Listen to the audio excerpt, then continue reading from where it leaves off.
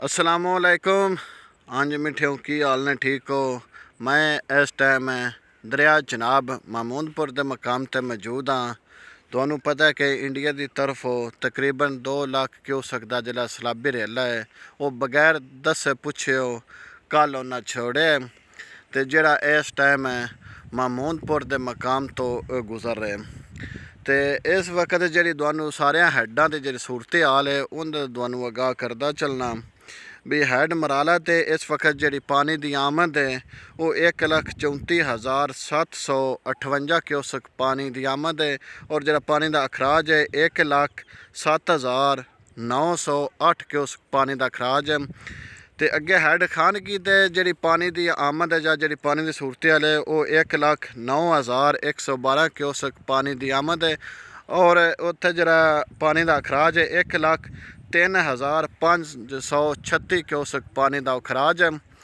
तो अगे आ जाता हैड कादराबाद। हैड कादराबाद के मकाम पर जी इस वक्त पानी की सूरत हाल है वो 1,66,796 क्यूसेक पानी की आमद है और जरा पानी का अखराज है 1,51,796 क्यूसेक पानी का अखराज है। तो उत्थे पानी की मुसलसल बाकी तमाम हैडा तो जी कमी हो रही है।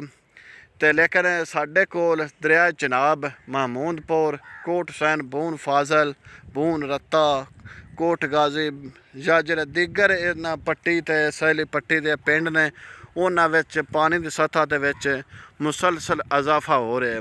अगर इस तरह पानी मज़ीद जारी रहा हो सके जो करीबी त्यात ने यह ज़ेरे आब आने का खदशा है क्योंकि तुहानू पता है जी धान की फसल है वो भी पहली मुतासर हो चुकी है।